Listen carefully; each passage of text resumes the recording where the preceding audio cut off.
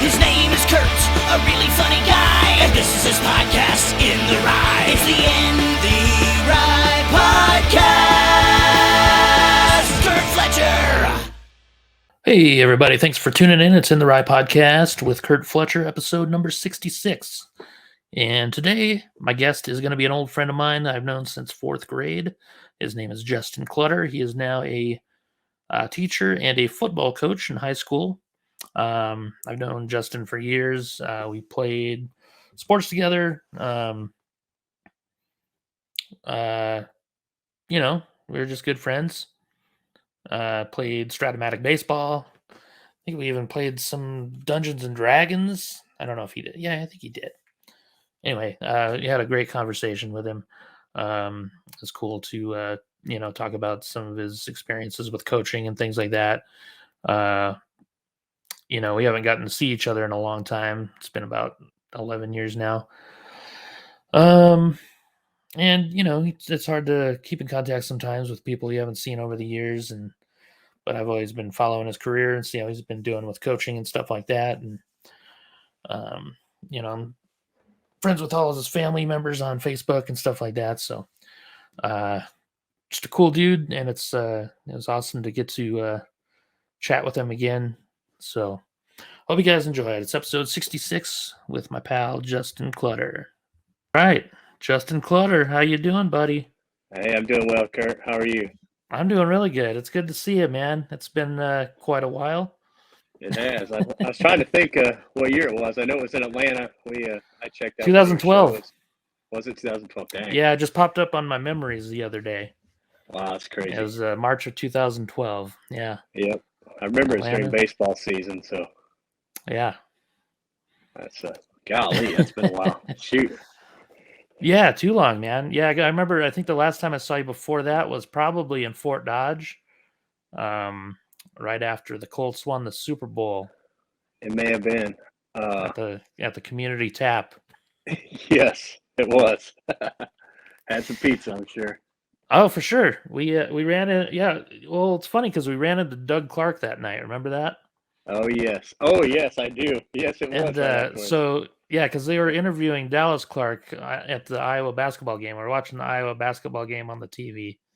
Yes. They were interviewing him at halftime, and then Doug walked in, and you called him over to the table, and he was showing us pictures on his phone from the Super Bowl and all that. Yes. It's funny. I actually just found out that I'm related to those guys. Oh, wow. Yeah. Because me and my mom and Amy do a lot of like family tree type stuff. Oh, yeah. And I figured out that we're somehow related. Yeah. Oh, yeah. Because Doug's got some family. And the last name was Dow. That's how we're related. Like, I'm related to some people last name Dow from New Hampshire. Oh, wow. And kind of crazy. There wasn't a mark in there, was there? Marked. I don't know. Maybe I'll have to look that up. That's probably funny. Probably first cousins. Yeah. Oh, that's funny. So you're coaching now in Alabama? I'm actually in Georgia. Oh, okay. Actually, in the far southwest corner of Georgia. It's about 40 miles north of Tallahassee, Florida State. So. Oh, gotcha. So you're the offensive coordinator, right? Yes. Okay. How long have you been doing that? This will be my second year, second season, I guess, second school year, coming up here in August. So. Oh, okay. But I've kind of bounced around a little bit the last few years, but basically a full-time residence is in Alabama in Orange Beach. Okay. I've got a little apartment over there in Southwest Georgia. We're actually all going to be moving that way this summer. So got a house in Dothan, Alabama, which is I know where that is. It's on the border there between Georgia, Alabama, Florida. So yeah, that's cool. So you've got to be right around 25 years of coaching, right? Oh my gosh, when you say it like that, it's crazy. But yeah, I think this would be 25. I think I started coaching baseball at Clarion, for at least the high school sports anyway. So yes. Yeah. I remember the year before, I think it was 97. I'm sure you were involved in that when Matt Evans and I were coaching that middle school team. With, yeah, I remember that well. With the Wilson brothers and yeah, one of your players I got to see in Tulsa last year, Lane Britton. Really? Oh yeah. Oh wow. Yeah. Yep, he lives out in Tulsa now, and that's cool. He comes to my shows anytime I'm out there. So his dad was just down there visiting a couple weeks ago. Really? They went to the NCAA wrestling tournament together. Yeah. Yeah, I remember that team, man. Yes. That was that was something else. Yeah. Yeah, you guys I remember that season pretty well because I remember it started off kind of rough and ended up pretty good. Yeah, we ended up having a pretty good team. Like they always stacked one team in Eagle Grove every year, Yeah, for sure. And I think we ended up beating that one team, and it was like the World Series was just conquered. Yeah. 69 Mets or something, Yeah, man. Yeah, I remember that. I remember, was it Adam Wilson? Was he the pitcher? Yes, Adam, and then Garrett was his brother. Garrett, yeah. Garrett played infield somewhere, and Adam played, he was a pitcher. Yeah, he ended up being a pretty solid pitcher. Yeah, and then I can't remember who the catcher was. He was kind of a diamond in the rough type of kid. Josh, I know who you're talking about. Josh, like Sharky or something like that. We called him. What did we call him? Hooskow, because he was always in trouble. I remember a funny story from that season, and I remember it was towards the end of the game. We had 2 outs, and I think I'm pretty positive Adam Wilson was pitching. And there was a runner on third, and if you remember at Clarion, we had the short backstop. Mm-hmm. So it was kind of an in-between if there was a wild pitch for you to score, if you couldn't score a wild pitch. Well, a lot of times, folks who didn't know the backstop, they would just go automatically because, you could do that at almost every ballpark. Well, Adam Wilson has this great idea to how to end the game. He said, I can get the last out, Coach. I'm just going to throw a wild pitch. Josh will go back and get it, and we'll get him out at the plate. And I said, if you do, I'll kill you. Sure enough, 2 pitches later, he throws it to the screen. They pick it up, throw it to home, and tag him out and won the game. Oh, my gosh. That's pretty brilliant, man. Yeah. You should tell people that you came up with that. Way before his time. Yeah. Shoot. That's funny stuff. But no, I'm sure Hooskow's telling that story in jail somewhere right now. Oh, my gosh. He was a good ball player. I don't know. I'd like to know what happened to him. Yeah, I'll have to think about that last name for a while, but no, that was kind of where we got our start with coaching baseball anyway. Yeah, and then a couple years later, organized baseball. So you went to Twin River Valley. Yes, was that 99 or 2000? That was 99. Okay, was my first year there, and then 98. I was at the high school in Clarion. Okay, weren't very good, but yeah, that'd have been like Jeff Martin, maybe. The Sherman boys. Oh yeah. Phil. So. It was I remember going up there to. I remember going up for a few, maybe a week or so when you're coaching Twin River Valley, keeping stats. Yeah, you did. I think you know what? You flew in that night or into Des Moines that day. It was Omaha, wasn't it? It was either Omaha or Des Moines. I can't remember, but I think it was Omaha. You got a ticket. Smash Mouth was on. Smash Mouth was on the plane with you. That's so awesome. It's a great story. Yeah. That was a pretty good team. I can't remember what year that was. It must have been like 03, 04, maybe something like that. Yeah, I don't remember. I remember Dana Vogt was on the team. I remember that name. Oh, so I think there must have been 02, Jensen? maybe. Was there a Jensen that was a pitcher? There was. That'd have been 2000. Okay. Yeah, I bet it was 2000. I wasn't even 21 yet, so yeah. I bet it was 2000. Yeah, Nick had graduated. Nick graduated in 2000. Dana would have been 2001, 2002-ish. Okay. So, and then Birdie, I think. Adam Birdie. Yeah, is that his name? He'd have been a young one on that team, but yeah. Adam, I think, graduated in 04. So yeah, that was some pretty good ball players there. Yeah. Yeah, I remember the game in, I think it was Blairsburg. Oh, yes. I know exactly which one you're talking about, too. That was one of the craziest baseball games I've ever watched. And Yes. it was probably one of the few times I've ever seen a manager call out an umpire for getting a call wrong. He called out the umpire for something. I don't remember exactly what it was. And he looked at you and he was like, "You're absolutely right." Golly, I've been doing that for a while, man. Yeah. Yeah, and that was the day. I think Dallas Clark was there that night. He came and sat in the dugout a little bit, Oh, and yeah. he was telling me he had a home run over the highway or something like that, like a couple Oh, years yeah. earlier. But yeah, I remember that neat game when was you like go in the back. 20s or something, Oh, yeah. It ended up being like 19-17 or something. something like And that. Yeah, we were up like 19-6 or something crazy and let them back in it, and then yeah. We we started packing survived. up all the equipment and stuff. I Yes, remember I'll that. never forget that. I told him, pack everything up. We're getting out of here. And I'll be danged if we didn't give up. Like they got within 9, so we had to continue playing, and then Yeah, they scratched a few more runs.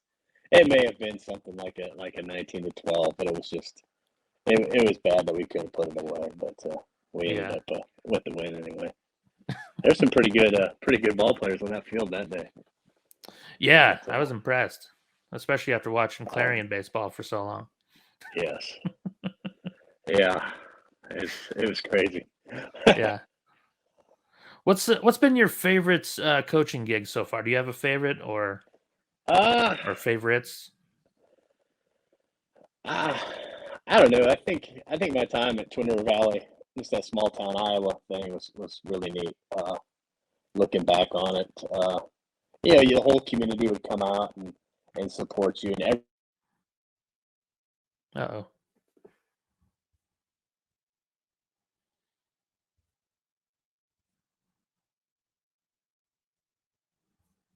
oh shoot, hey, there I am. There But you go. anyway, I Sorry. just think just all the little things in Iowa make it special. I think, like I said, my time at Twin River Valley was pretty special. The community would come out. They were always there at games. Everybody knew everybody. It just made it Yeah. special. I think at least athletics in the South anyway, in Georgia and even Alabama. I've coached in both states, but a lot of it has come down to it's almost mirroring what the college is with kids transferring and things like that. A Oh, lot of really? times there's not that small town feeling anymore, even though it is a small town type of deal. Mm-hmm. But uh, but I think the summers in Iowa baseball are pretty special. I know it can be a pain in the rear end when you lose your summer as a coach or even a player, but that stuff's pretty fun. Nice weather, you get to play 40 games. Uh, Yeah. but that's neat. I mean, we've had, and I'll be honest, that was probably you know, uh, I guess when you look back on it, it's a lot of those things you didn't realize, how good things were. We Mm-hmm. had some pretty good teams, and kind of like what you said when you came back and watched us, you thought we were pretty good, and then when I moved down to Georgia, this must have been 2000. I moved in 2007 to Georgia, and I think it was 2008. One of my former players, Adam Birdie, came down, and he stayed with me for a week, and he came to our games, and I thought it was interesting because we were in the largest classification in Georgia, Mm-hmm. and he thought that we could compete um, with the teams that he saw that we played, which I thought was interesting because kind of the northern schools kind of get a bad rap when it comes to. It's For kind of sure. like the SEC bias. It's Yep. they're like they don't think. I mean, I don't think my little teams up there could compete, for a full season, but I know we could compete you know, each night out. I mean, baseball's a little different than football Mm-hmm. and even basketball. I mean, you can win with a less talented group if you can throw strikes and play defense. For So, sure.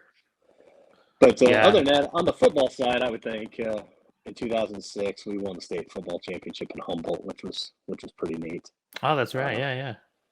gosh, that's been a while, but it's one of those things where you think, heck, this will happen again for sure. But I've gotten there one other time, which was in 2017, but we got beat in the state championship game. But those are two pretty Oh, good really? highlights with football. But I've kind of really changed my focus more towards football the last 5 years or so. Oh, really? Um, I'm still helping with baseball.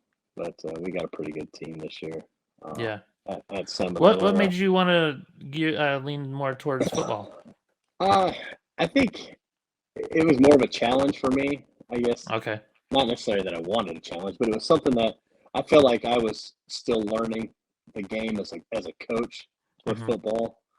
I think when I first started coaching football, I was more of a fan trying to coach, Gotcha. and that never works out. But and I think I'll be honest, baseball gets frustrating at times because there's so many things. I just think kids these days, I don't want to label kids, but I think kids these days aren't baseball smart. Like Yeah.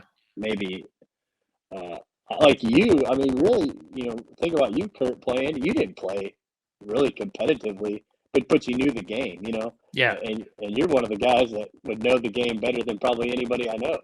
And it's just something like that. They don't take the time to watch baseball anymore. Oh, That's yeah, something yeah. I think we did growing up. Oh, for And sure. I'll be honest. This is trying to go off a tangent here, but you think about Stratomatic baseball. We learned a lot about playing that game with dice and cards. Yeah. Learned more about the baseball game, setting lineups and stats and things like that. For sure, yeah. I mean, it's kind of funny because I still use a lot of that stuff that Really? you taught me. Just Yeah. like figuring out games back and stuff when you're figuring out standings and stuff. Yeah, I think that's something I still do with our region standings. Because I was like last week we had a 3.5 game lead, and everybody's like, "How do you figure out that we have a 3.5 game lead?" I'm like, you just subtract the win column and the loss column and divide by 2. A lot of people don't know that stuff, but that's just little stuff that we had to do when we played Stratomatic baseball. Which it's funny. My mom taught me. My mom actually bought a baseball rules book for me because I wanted to know everything about baseball, like in 2nd grade, when I was playing t-ball. Oh, that's funny. And she recorded it. She recorded herself reading it on a little tape recorder, and I would listen to it while I was reading it and stuff because it had like the diagrams of different stuff. So that's how I learned about baseball. Pretty much was from that book. And then when Grant Geyer moved in behind us, and he was playing Stratomatic baseball, I remember going to his house one time, and he had these stat sheets, and I was like, "Hey, these guys aren't on these teams." And I was like, "What is this?" And he taught me all about Stratomatic and taught me how to do stats and stuff. And then when he started playing on that softball team, he would let me do stats for him and stuff. Like I was probably like in 5th grade or something, like keeping stats for a softball team. So I thought that was pretty cool. Yeah. Oh yeah, I remember. Man, we'd race home from playing high school baseball. We'd race home and go play Stratomatic baseball till midnight, 2 o'clock in the morning, and then come home. And we'd be dragging you out of bed. You and Chad out of bed about noon the next day, wanting to go play basketball and do something, Yeah. I just don't. Kids don't do that anymore. I know. I know my kids don't. Everybody freaks out if they see kids in the park, playing by themselves, and they lose their minds anymore. But oh, I know. Yeah, I was up there all the time, man, shooting hoops if I could. Yeah. Oh yeah, it's quite the gang that we had up there playing basketball. Oh yeah. I've been talking to Jimmy Hardy quite a bit on Facebook. Oh my, he's probably gonna be dunking by the end of the summer. So. Oh my goodness, that was funny. Yeah, I miss those days, man. We had a lot of fun up there.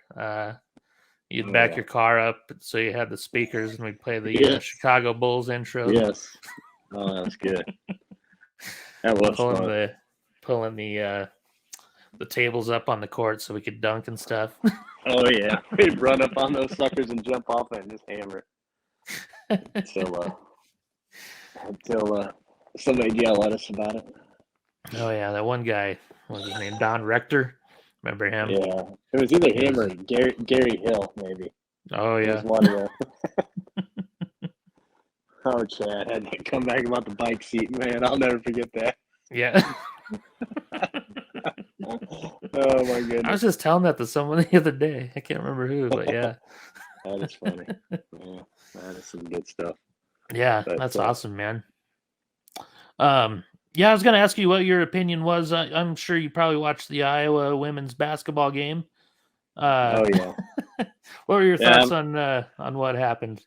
Well, I'll be honest. I didn't watch it as closely as as probably most people. I had the boat out.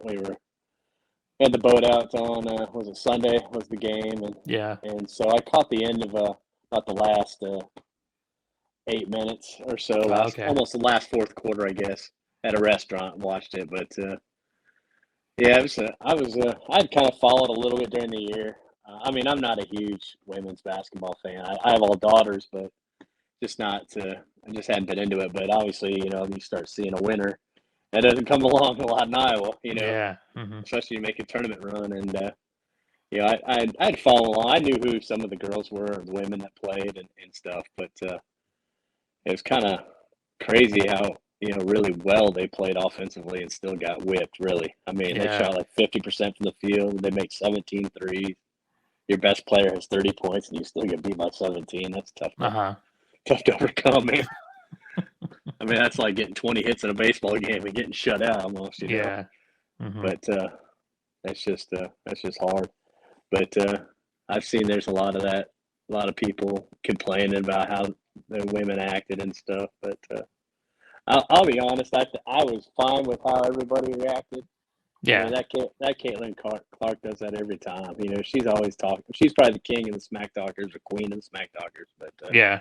I didn't have a big deal with that other girl from Louisiana, another woman from Louisiana. I didn't have a problem with it. I thought it was a little wild that she followed her around the court, though. I thought that was kind of crazy, but Yeah. because they lose their minds. And if you hang on the rim, like at a game, you hang on the rim and point at somebody, they're going to light you up with a tee. For sure. And I just didn't.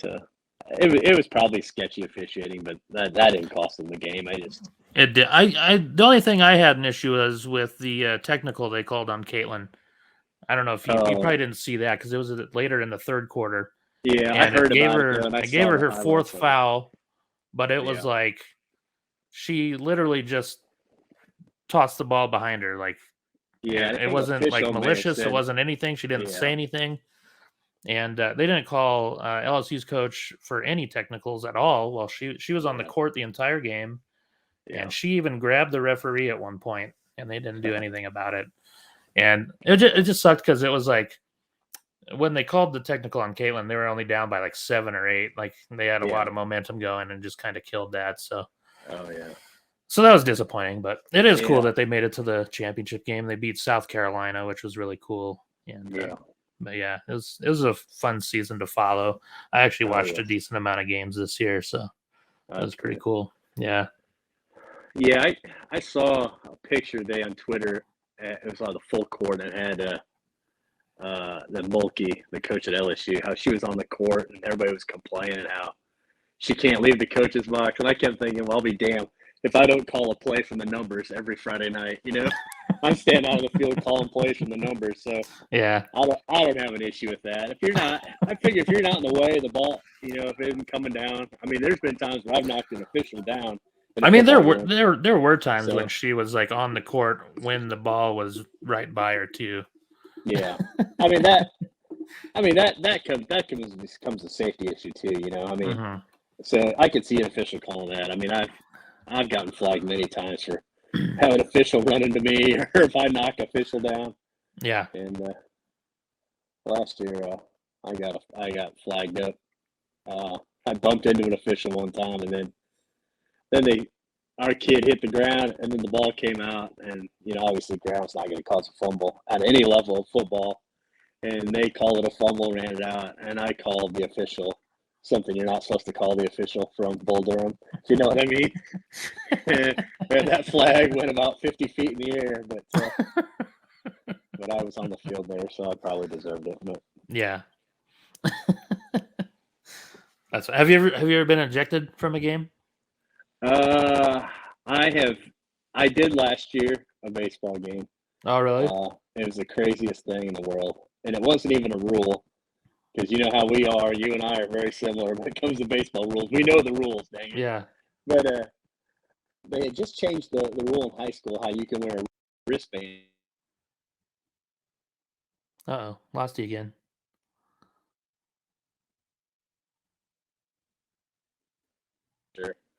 And then the catcher relay it to the pitcher.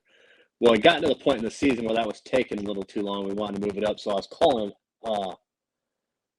so the pitcher, the catcher could see it. Well, anyway, the official told me that the pitchers couldn't wear the wristband, and they just changed that rule. They made a big to-do about how they were allowed to wear that wristband.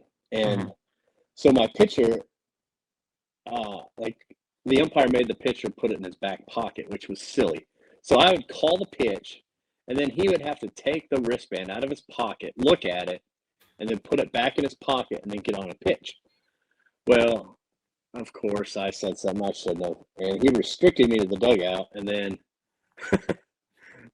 before the first pitch was even thrown, he pulled out his wristband, looked at it, and then the umpire called a ball and said that it had to be pitched within 20 seconds. And I lost my mind because that's not a rule in high school. That's not a rule in college. It wasn't a rule in the MLB at the time.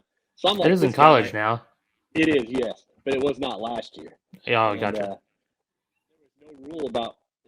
There's no way you can enforce that at the high school level. They just put in shot clocks, for goodness sakes, in high school basketball. And this guy's got thinking we have a 20-second pitch clock in the high school. And I lost my mind, and he threw me out. So I got tossed out before the first pitch. So that was good stuff right there. But oh, that's great. Yeah. And I remember too. I ejected TJ Fletcher one time from a middle school baseball game. So he was yelling at me. That's funny. Yeah, I just wanted to toss someone out that year, and I was like, yeah, this is perfect. That's funny. And it was like a super close play at the or at first base, and like I usually if it's a nice play by the defense, I'll give it to him. Oh yeah, give it to him. That's right. I've always been by that. But I'll tell you what, the craziest officiating story I'd ever seen and heard is there was a ground ball to shortstop, and this is wild to even think about.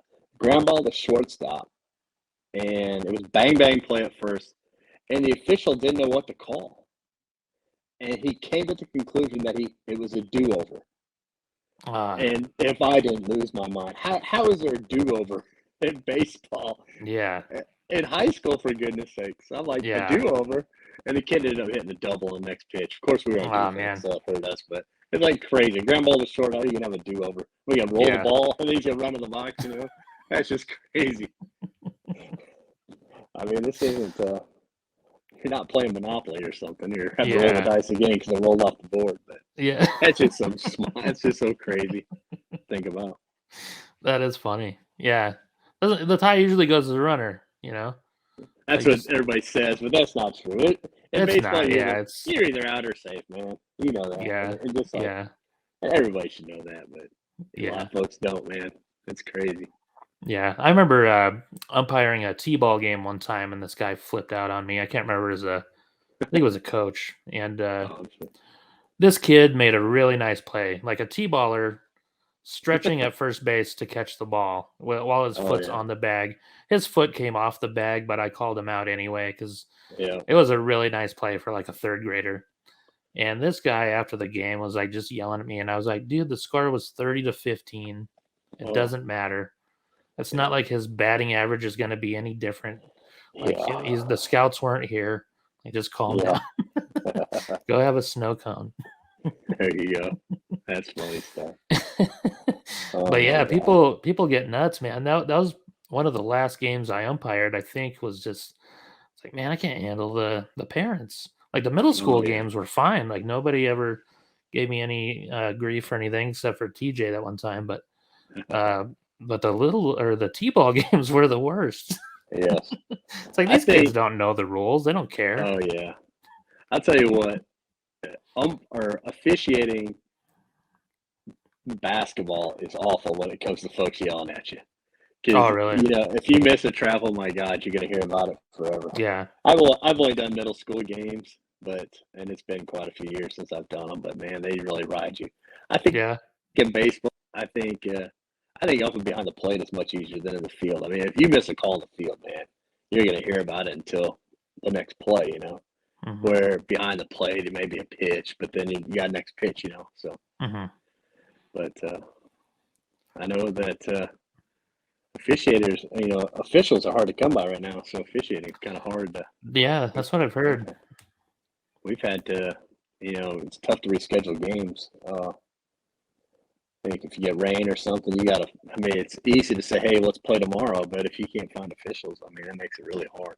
Oh, yeah. So, yeah, Chad Olson was really bad at yelling at officials. You ever sit by him at a game? Yeah. It's been a few years, but I bet he's awful. Yeah, when his brother Kevin was a senior, I sat by him quite a few times. Oh, I bet. Yeah, he was pretty entertaining. I guarantee it was. That's funny. He even had a shirt that had the eye chart on it. Oh my gosh. He would yell at the ref. I could see him doing that. Or he'd offer his glasses. There you go. He is. Yeah, it was pretty funny. Have you coached any like the Division I players in high school? I'm trying to think.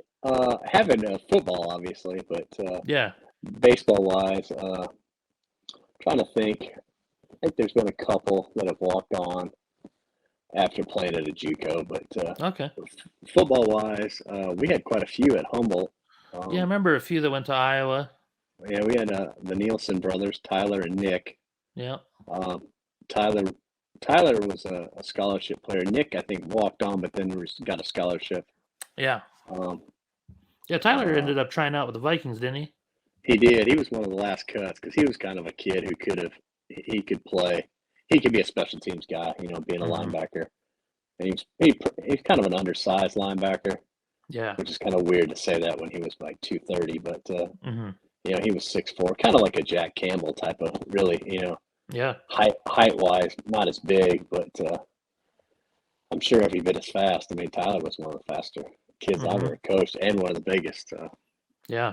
And then I'm trying to think who else on that team. Oh, Ben Tilgis and Cody Hundermark. They were both linemen. They both played at Iowa. They played a few years at Iowa. Cody got hurt, didn't he? Yeah, he kind of bounced around. I think he went from defense, then ended up going to the offensive side. I think he got banged up, and so then we had a couple go to Iowa State as well. Had an undersized wide receiver off of that team, Clayton Kirkpatrick. He was just a little guy, but the sucker could work in the weight room. Oh, really? I don't remember that name. He would have been maybe class of 2006 maybe. Okay. And then in Georgia I've had quite a few. Got one that's in the NFL right now. He plays for the 49ers. Oh, really? He's a backup to George Kittle. No kidding. So he's more of a blocking tight end, Charlie Warner. Oh, cool. We actually didn't have a tight end in our offense. Oh, really? But he played the Y, which is inside receiver. He played a little bit of running back too, but he was a freak. He started at safety for us. He was 6'5", 245 as a high school safety, which is bigger than any NFL safety, But yeah, that's like kind of how New Mexico used Brian Urlacher. Yes, very similar. Yeah, he stayed there, and I think it was better for him to play offense in college. He went to Georgia and played. It's funny, he didn't even really start a lot at Georgia because they had a couple of good tight ends. The Isaac Nada, which I think ended up getting drafted. I think he left after junior year. So, but Charlie was a good one. We've had a couple of quarterbacks off of that. Out of Raven is where I was at the time. Yeah. Bailey Fisher, who started at Tennessee Tech as a true freshman, and then after the COVID stuff, he transferred to Gardner Webb. Ended up starting there as well, and ended up being the conference player of the year. So he's an undersized quarterback, but he could really chuck it around. And then and he's probably one of the nicest kids, and he'll be a terrific coach someday. But he could do things as a 7th and 8th grader that kids are doing as juniors and seniors in high school. You knew he was going to be special. It was just one of those things. Excuse me. But and then Gunnar Stockton, who's currently at Georgia, I coached him as well. I remember watching him in the All-American game. Yeah. Yeah. He's a physical kid. he was one of those when he was younger, man. If he didn't have his primary receiver open, he was lowering his head and he was going, Yeah. And he's more of a dual threat type of kid, but he threw for a ton of yards. I think he ended up either breaking or coming close to breaking Trevor Lawrence's touchdown record in Georgia. Oh, wow. I think it was touchdown. He had a touchdown or yardage, passing yardage, but it was just one of those things, just a once in a generational player kind of. But Oh, yeah. we had a couple of kids this year from our team at Seminole. We're gonna have an opportunity to play a couple of Division II players. Which Was one of them that offensive lineman with the long hair? He'll be a senior this year. Oh, okay. So he'll be he's one he's getting a few looks from different schools. He's going around and taking some visits right now. Cool. I think he's got a chance to have a really good year for us. His name's Garrett Landing. He's a 6'4" kid. He's 285 pounds and looks skinny at 285. So he's one that can put on 20, 30 pounds. In a redshirt year, he could be a 6'4", 315 type of guard or even a center. You're going to play him probably at center this year. Oh, cool. Just to solidify the middle. He played a lot of tackles for us last year, but he's not a tackle at the next level. Yeah. But that's going to be the strength of our team this year. Is going to be up front. We've got all 5 back, so Nice. That's kind of nice to have them 1 year in a system and then be able to usually see big jumps in year 2. So For sure. What kind of offense do you guys run?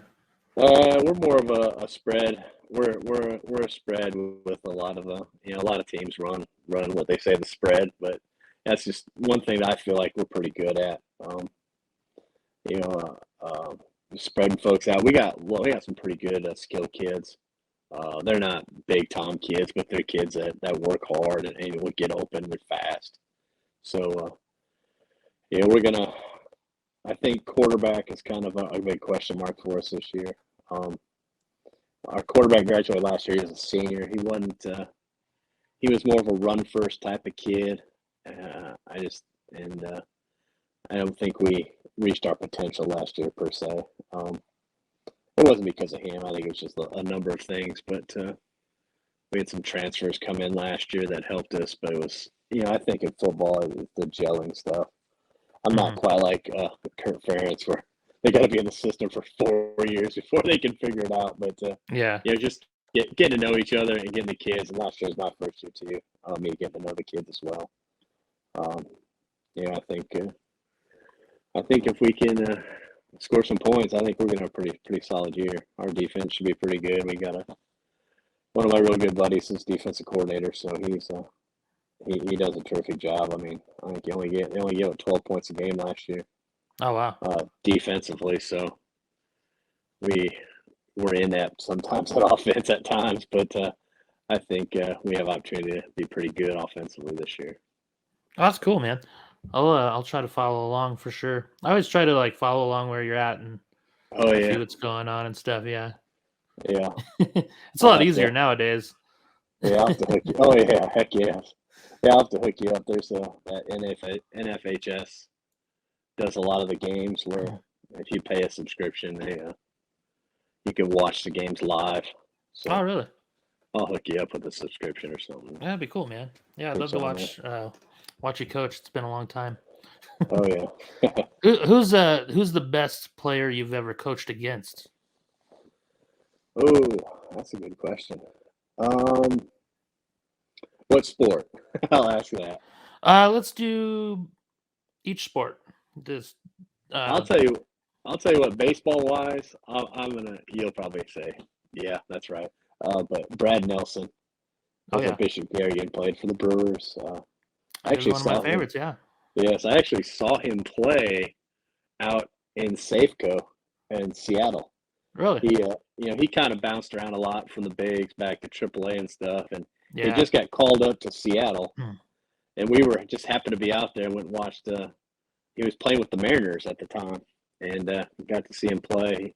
He was struggling to hit about 200, which is crazy because he's one of the best high school players. Well, he got hurt his second year in the minors because I follow the Brewers pretty closely. Used to, and he got hurt. He had a wrist injury his second year, Yes. and I think that really affected his hitting because his Yeah. second year or the year he was in Double A for the full season, he hit like 40 doubles, something like that, just ridiculous, and like. Yeah.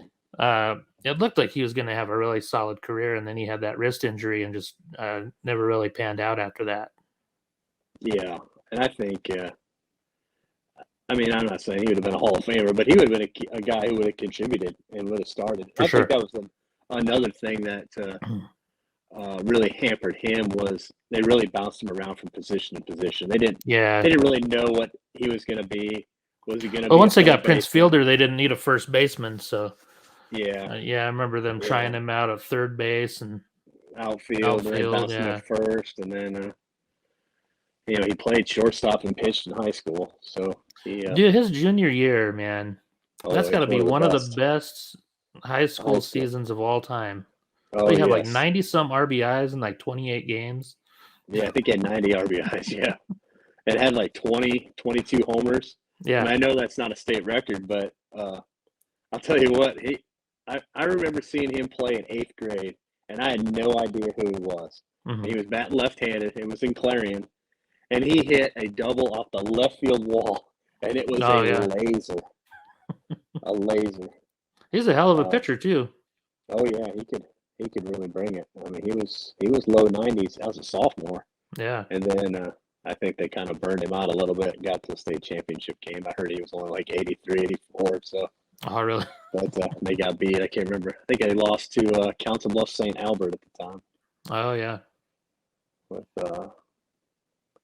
the light kid was pitching for St. Albert. I'm dropping some names here. Yeah. I probably haven't been out there in a while, but I'm trying to think football wise. Best one coached against.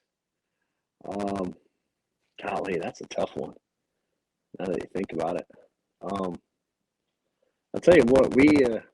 This is a kid just last year. I'm trying to think of his name. I think he's committed to Florida State. He'll be a freshman at Florida State, running back. He's from Doherty High School in Albany, Georgia. I'll tell you what, he's going to be really good. And they had him at quarterback, and he was just like a bowling ball. Oh yeah, a kid who could run, a kid who could throw. I mean, he's just an athlete, and I mean, he's got to be one of the better ones that I've coached against, and that was just during a padded camp this summer that we saw him because they're a much bigger school. Trying to think, there was a kid. I'm trying to think of his name. He played at Georgia Tech. A little receiver kid. Played at Benedictine High School. I mean, he was just a kid who was all over the field. He played some corner, played some receiver. He just made plays, Mm-hmm. Just one of those kids. Kind of very similar to what Georgia has now, that Lad McConkey. Oh, yeah. That little receiver kid just makes things happen. Is one of those kids. I'm trying to think. I'll tell you one of the most dominating kids that we coached against was Ben Cleveland, who I believe is with the Baltimore Ravens now. I mean, he was just massive. I mean, he was like 6'7", 330 in high school, and he was. Oh wow! I know I have a buddy who's the offensive line coach at Auburn, and he had the bench press record at Stevens County High School, and it was like 450 maybe. And anyway, Ben Cleveland came in as a freshman and broke his bench press record as a freshman in high school.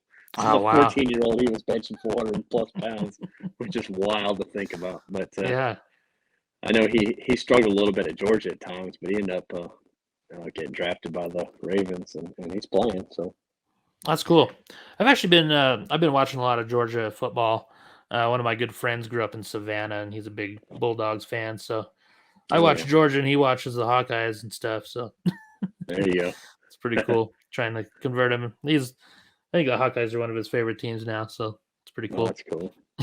Yeah, I've got here in Orange Beach, where I live. It's right on the Gulf, but in the neighborhood, it's kind of funny. But there's a guy just down the street. He's originally from Iowa. He's got an Iowa flag out of his garage, hanging out above his garage. So we'll yell at each other down the street every once in a while. That's cool, man. But yeah, Iowa folks are everywhere. Oh yeah, there's a nice Iowa club here. They I haven't been in a while, but I used to go. We'd watch football games together. There's this bar on the other side of town, and Oh, yeah. we'd all get together. And there's this big room, and they let us all go in the room there and watch on the big screens and stuff. And they even started making tenderloins for us and stuff like Oh, that. nice. Yeah, it's pretty cool. And they would give away prizes and stuff like that. So I got a few Iowa posters that I won and stuff like that. So it was pretty cool watching games with Iowa fans. Oh yeah. Yeah, that's always fun. Do you get back to Iowa quite a bit? Usually go back once or twice a year. Usually. Yeah. Try usually getting up there summertime, and then maybe once one of the holidays, either Thanksgiving or Christmas. But Oh, cool. I think this year we went back Memorial Day weekend through the first week in June, and then because in Georgia we have we call them dead weeks for athletics, so you can't. They added a dead week this year. It used to be just the week of 4th of July, and so now it's the week of 4th of July, and then it's also the week of Memorial Day. Okay. You can't do anything. No practice or anything. No workouts, no practice. So I usually use those to either go on a trip or go to Iowa or something. So That's cool. but yeah, it's a lot different.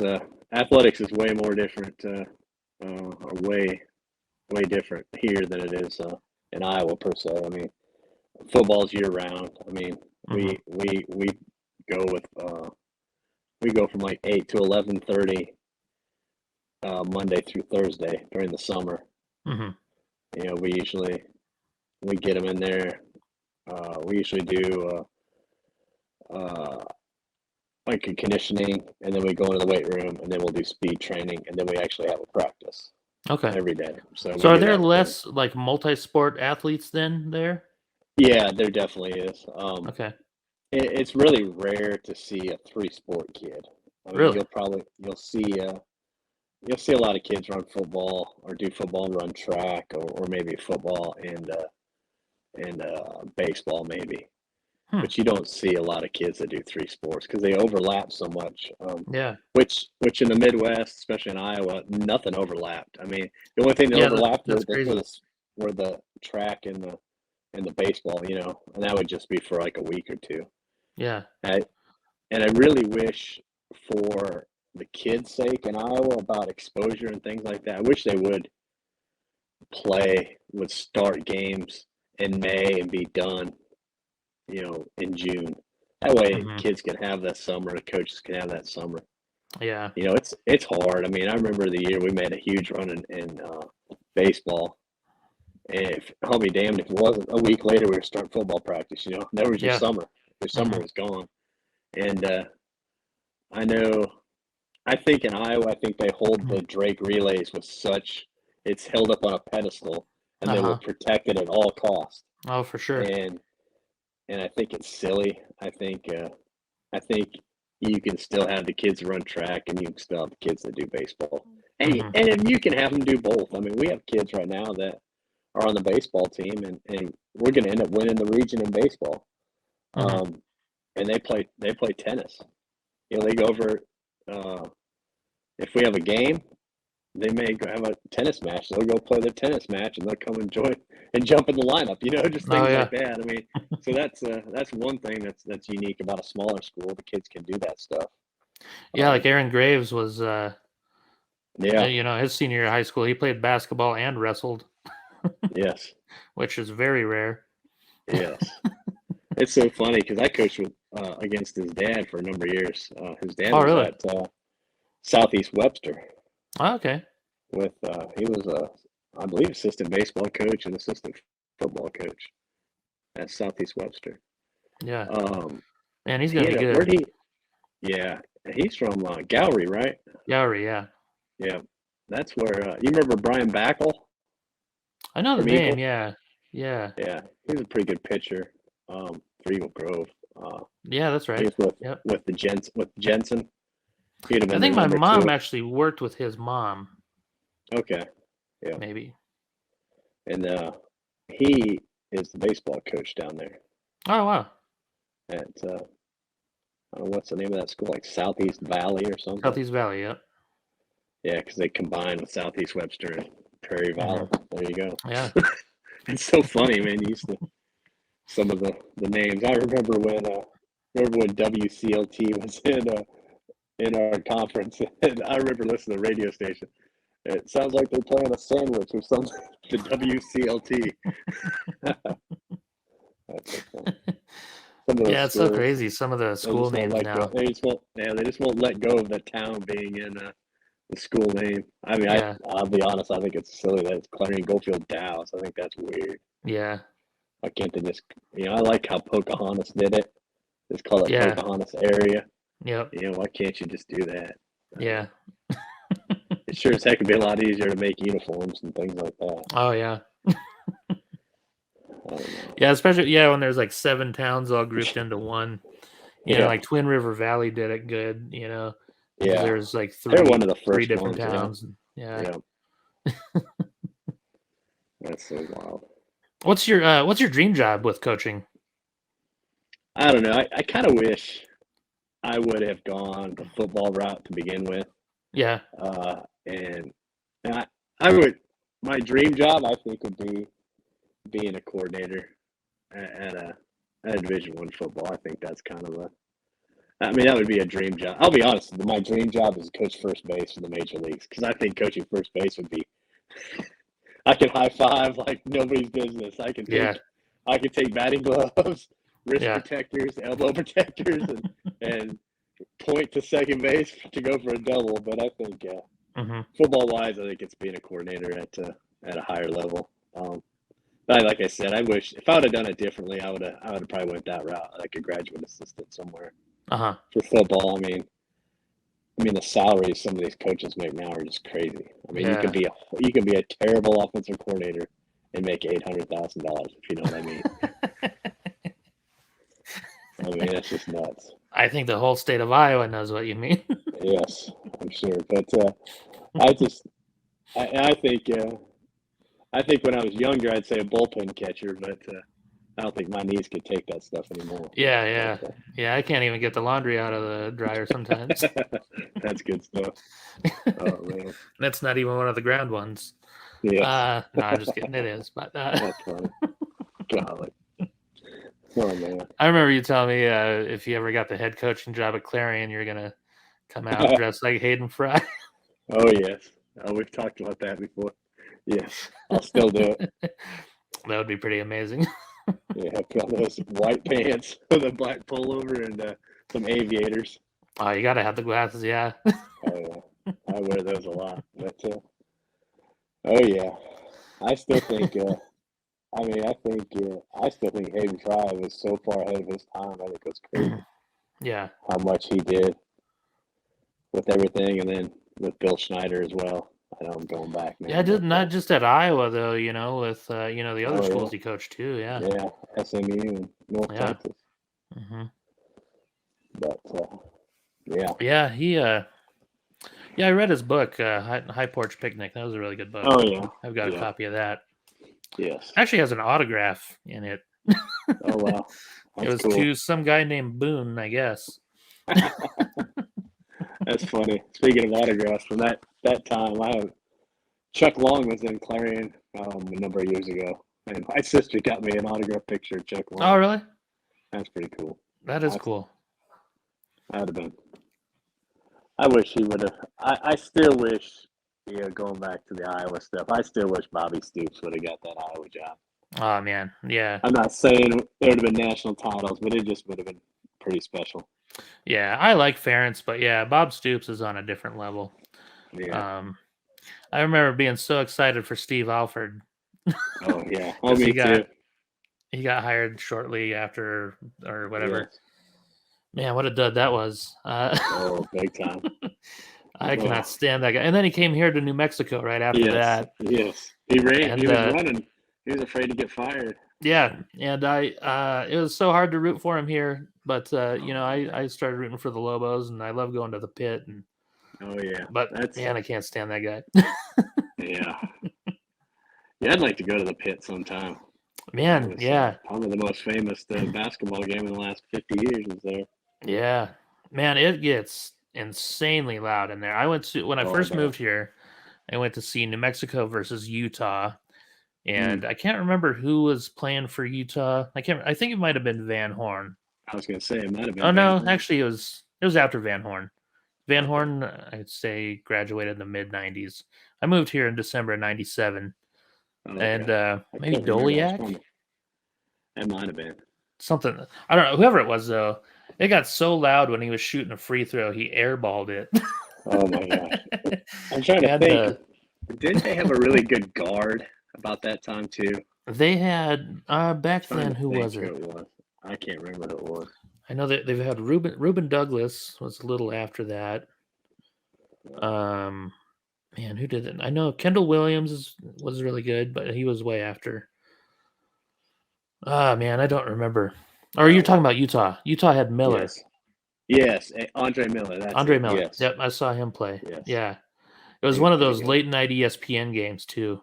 Oh yeah, I'm sure it was. Man, I've been to a couple of games with San Diego State. Those are insane. Oh yeah. I wonder if when they built Carver Hawkeye Arena, I wonder if that's what they thought they were going to get. An atmosphere like the pit, because it sits down very similar. It's just the acoustics are different. Yeah. It's just a different vibe. But I've never been to a basketball game at Carver, but I went to a couple years ago. I went to the Iowa Penn State wrestling meet when they were ranked number 1 and 2, before the pandemic started, like a month before, and that was probably the loudest sporting event I've been to. Like even louder than the pit. Like it was nuts. I went to this is really going to date me here, but I went to a basketball game at the field house. Really? And I was little. Yeah. And it's so loud. I had my hands over my ears. It was so loud. But I remember my first basketball game at Carver, and this was back. It was funny. It was an exhibition game, and it was during the summer. It was they were doing a benefit for Kenny Arnold. Oh, wow. Very right after he was diagnosed with cancer. Mm-hmm. So this would have been mid '80s, maybe. It was a few years after Carver had opened, but I remember the horn. We were up so high, the horn was blowing on the scoreboard. It was so dang loud. Mm-hmm. But I think I've been to a few basketball games. I would say probably 5, maybe. Okay. But at Carver, never been to a wrestling meet though. Yeah, it's nuts, dude. I don't make it to a Kinnick as much as I probably should, but I finally got to go. I've only been once, but I happen to be performing at the Funny Bone in Des Moines. This was September 2017, and so I hit up my cousin Brad Martin. Oh yeah. I was like, dude, do you think you can give me a ticket to the football game? I think I could make it to Iowa City, go to the game, and be back in time for my shows and stuff. And he's like, oh hell yeah. So we left at like 6:30 in the morning, got to Kinnick, watched them beat Wyoming 24-3, and then went back to Des Moines. And man, it was the longest day of my life probably, but I guarantee it was. It was awesome. That's cool. So cool going to a game and then having 2 awesome shows. Oh yeah. We went to the Iowa Nebraska game this past November. Oh yeah. And I think that was the first game I'd been to at a home game since maybe fall of 2009, fall of 2010. Wow. It was the game that Tyler Sash picked it off against Indiana. They were getting whipped. It was like 21-0 Indiana. Yeah. And they came back and won. It was that game. It was Halloween. It must have been 2009. It was, yeah, because I was living in Denver at the time. I remember. Halloween 2009. That would have been the last home game that I went to up until this year. But went to a few bowl games, but Outback bowl games in Tampa. Those are kind of fun. Oh, nice. But, That would be fun. Yeah, I go to a decent amount of Lobo football games. I haven't been in a couple years, but they're not very good. Yeah. Compared to Kinnick, it's just Yeah. way different, and the level of talent as well. I still can't believe Bob Davey was the coach for a number of years. Yeah. That's wild. Yeah, I always liked him as an announcer. Oh yeah, he was good. Yeah, he was great, and he always liked Iowa. It seemed like, and yeah, he did almost every game in 2002. Him and what was that other guy's name? Oh golly, I could picture him. Oh yeah. I can't remember his name, but yeah, they did almost every game together. Yes. I remember I got to meet him in Ann Arbor that year. Oh yeah. I went to a number of games with Doug Clark. Oh yeah. We went to like 3 or 4 road games. I didn't go to any home games with him, but I went to all the road games. Went to Wisconsin. I do remember you telling me about going to Ann Arbor. Yeah, went to Wisconsin, went to Ann Arbor. Went to Wisconsin in 2001, I believe. And got beat like 24-17 or something. I kind of remember you telling me about this could be wrong. Maybe I made this up, but a bunch of people booing Kyle McCann, and you're sitting like right next to his dad. Oh yeah. Yes. Yes. And then we went. I'll tell you what, Wisconsin was brutal. The student section, because they put the parents and the family members of the football players. They put them down like right behind the bench, like rows 1 through 3. And well, if you've ever been to a game in the Big Ten, you're like right on top of the sidelines. So if you're in rows 1 through 10, you can't see at all because you're having to look over the players and everything. It's just terrible. So there was a little bit up in the Wisconsin student section. We went and sat up there, which was a huge mistake because we had all of our Iowa stuff on, and they're just ripping us. It was crazy. It was bad, but it's kind of cool to be in the student section for jump around. That's I bet. Been one of my, as a fan, that's one of my favorite experiences. Yeah, for sure. Yeah, New Mexico football games will never have anything like that. There's so many empty seats, and I did go to the New Mexico Bowl.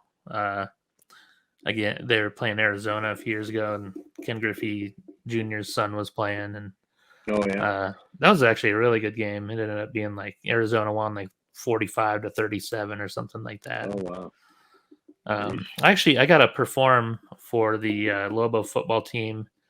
They made a bowl game back in 2007, I think it was, and they wanted a couple comedians to perform for the team as part of their bowl game week festivities and stuff like that. So I got to perform, and me and a couple other comics, and cool.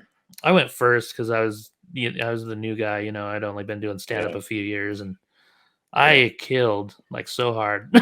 Like it was one of the best sets I've ever had. It was like, you know, because I know sports pretty well, so I was like, I knew all the players, and I was joking around. I made fun of some guy because he was ineligible and stuff, and I was like, "Do you want me to explain the jokes to you?" and stuff like that. But yeah, it went really well. I got to hang out with Coach Rocky Long. Was the coach? He was the coach at the time, and super nice guy, man. You know, we got to talk before the show, and I made him laugh because I was like, man, I got a good feeling about the bowl game. He's like, why is that? I was like, well, you got the guys in the other room like watching game film in there, and they're, you know, and they're supposed to be just hanging out. And he's like, they're watching bowl or game footage. He's like, nah, they're playing video games. That's funny. But he was really nice. So I always root for him. That's cool. But I told him I was a big Iowa Hawkeye football fan, and he was he said he always liked Iowa and the way they did things and stuff like that. And I told him I grew up in the Fort Dodge area, and he's like, "Oh yeah, I've been to Fort Dodge quite a few times." Lucky him. So, yeah. Yeah, Fort Dodge is kind of rough. Speaking of Fort Dodge, have you seen the new baseball field at Harlan Rogers? Oh, huh. You have to Google that. I will. It's where Iowa Central is playing now again. Really? And it's turf. It's really nice. Nice. I remember when they were building We'll have to check it their out. new stadium. I think someone stole the sign out of the. I don't know. I have no clue who that would have been, but Yeah, I don't know. I don't know either. were you with us? I wasn't with you, but Okay. I saw it at your apartment there. I don't know how I got there. I don't either. But I can't believe they made such a big deal about having an on-campus facility, and then now they're back in Harlan Rogers. But it's first class though. They've got very simple. It's it's a setup. Have you seen the one in Clarion? I think I just recently saw it on Twitter, maybe. That might have been. Yeah. I still can't believe that, but yeah. I'll have to go back and look. Yeah. The one in Fort Dodge is really neat, though. Is it? Iowa Central. Okay. Iowa Central and St. Edmund are going to share it. So. Oh, right on. I always like the Dodger Stadium was always pretty nice for football and baseball, and then Iowa Central uses that for football too. Yep. Yeah, I like that for baseball. Never got to play there or coach there, but I've been to a few games. Oh yeah, yeah. When I was in gym class, we went there a few times when I was going to school in Fort Dodge, and then I went to a football game there. I think I saw Kyle Orton play against Fort Dodge. I went to. I don't know who. I've been to a game there though. I don't know who they played. It was years and years ago. But trying to think. Yeah, I didn't know they were doing some like fun facts about. We used to say that all the time. I got a fun fact. But anyway, a fun I fact always say that. Dodger Stadium. they played the Cubs played an exhibition game there. Oh, really? Back in like the 40s, maybe. No kid. On the baseball field. So that's pretty cool.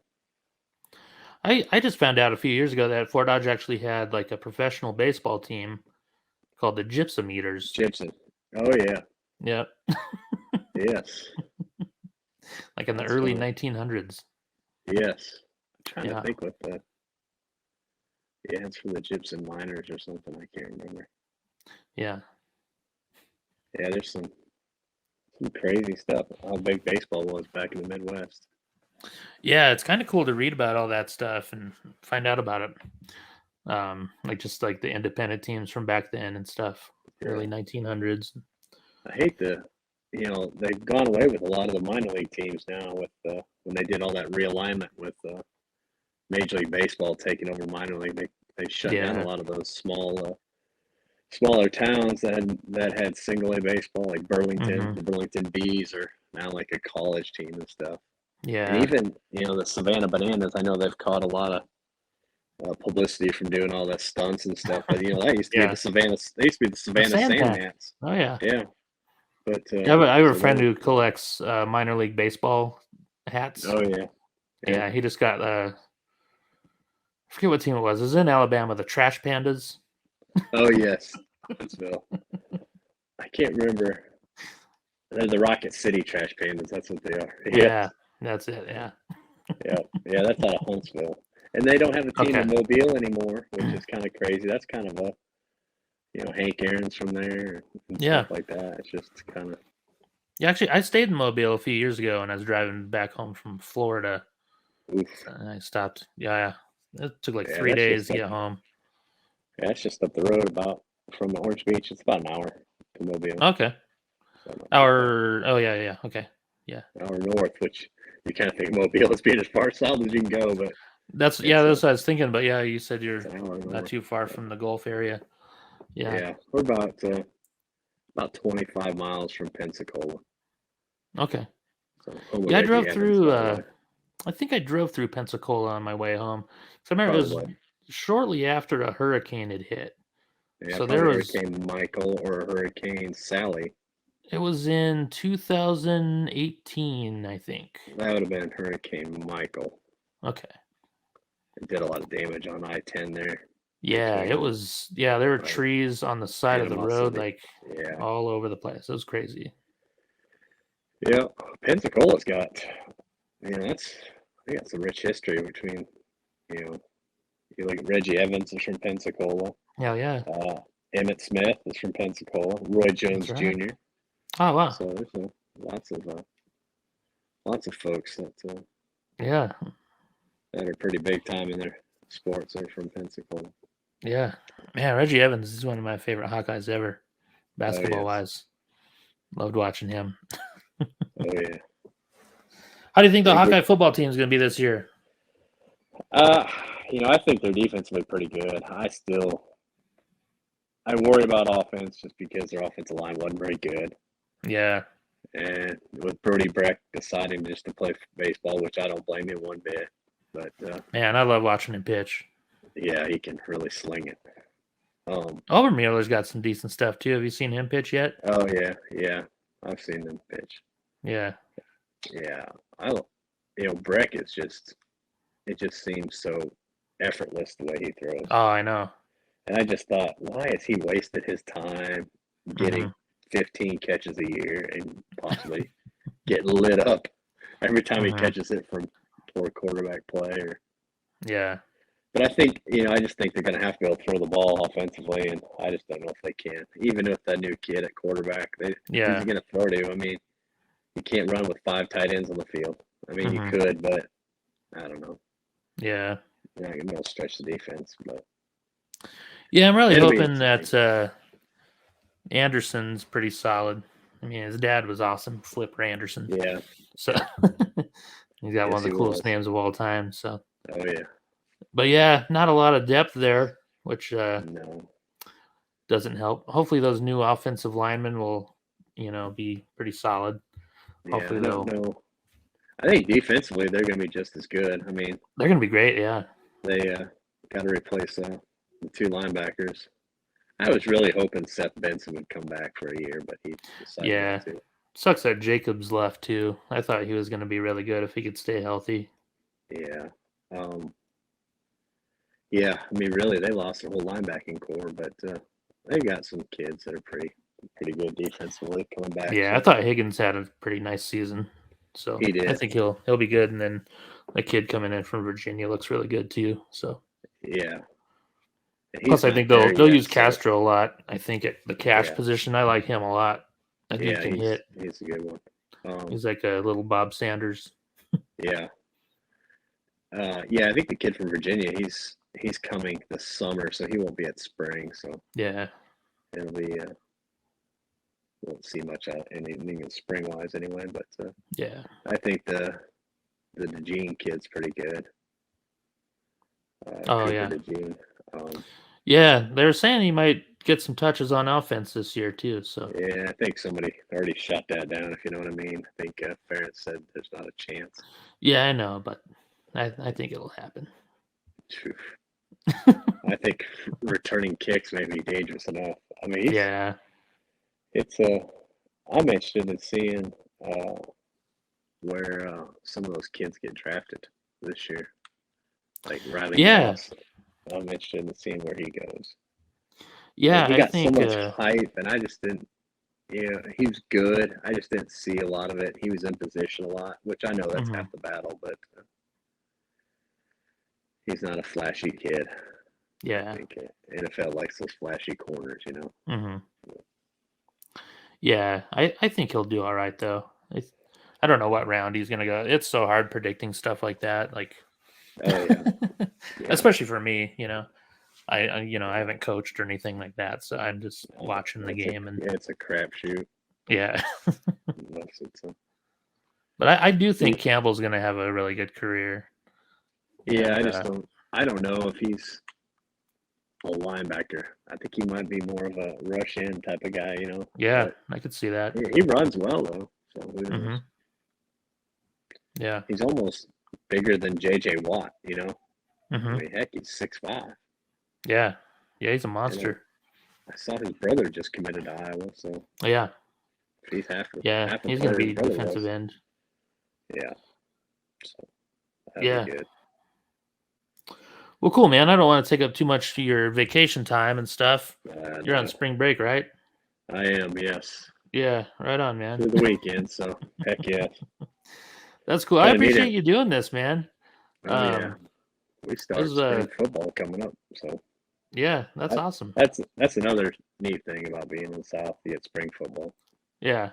Full pads and and get to go at it for 10 practices. So that's cool. So yeah. You You do a play spring game? somebody too. Yes, we get to play. We get to actually play against somebody too. So Oh, really? it gives more of a meaning to spring football. So Yeah. That's awesome, man. But, yeah. Well, best of luck to you this year. Like I said, I'll try to thanks, follow man. along as best as I can. Oh yeah, I'll Always keep try you in the to. loop. Yeah. But yeah, thanks again for being on, man. Oh It was yes, I good appreciate it. Good to catch to up. chat and catch up. I'll try to keep in touch with you more often, man. Yeah, we'll have to do this again. Yeah, absolutely. When you're winning that state title again, we'll come on and we'll talk about it. There you go. That'd be good. Heck yeah, man. Well, thanks so much, man. I hope you're doing all right. And oh yes, I appreciate it. Yeah, I'll talk to you again sometime soon. All right, sounds good, Curt. All right, thanks, buddy. Thanks, man. All right, bye. Bye.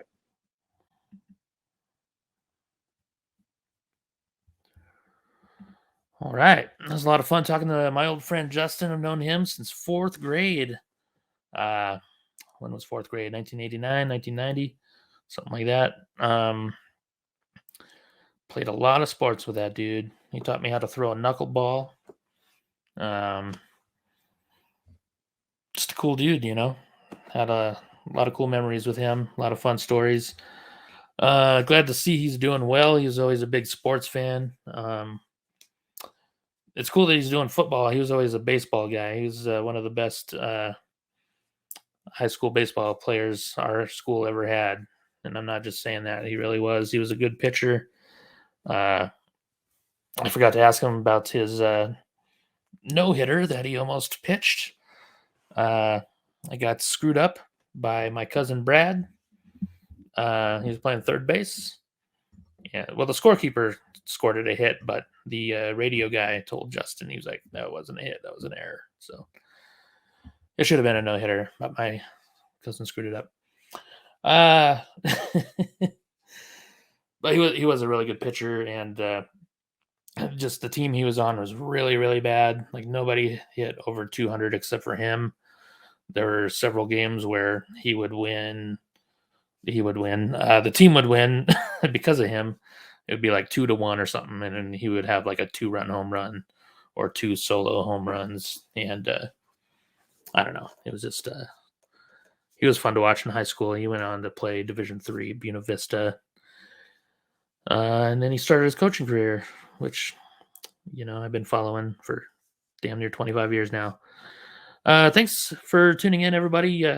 My shows have been scrolling at the bottom, and my social media also. If you want to follow me on there, come see a show. Been working on new material.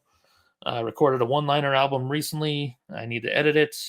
I don't know when I'm going to release it yet, but I'll be doing more of these podcasts for sure. I'll still do some solo ones, along with the interview ones. I'm going to try to post every Wednesday, so be looking forward to that. And as always, thanks again to Jarrett Reddick from Bowling for Soup for the intro music. Bowling for Soup just released an album yesterday, an album full of covers, including they did one Miley Cyrus cover for the song Flowers. Go check that out. And thanks to John Singleton for outro music from Anesthesia. Anesthesia is also putting out a new album at the end of the month. They're re-recording some of their old stuff with the new band members. So I'm looking forward to hearing that because the new band members have a different style than the other guys. So it'll be interesting to hear how that sounds on the recording. So check that as well. Anesthesia. I forget the name of the album right now. I don't have it written down, but check it out. I'll hopefully remember the name next time. Thanks for tuning in, everybody. Bye.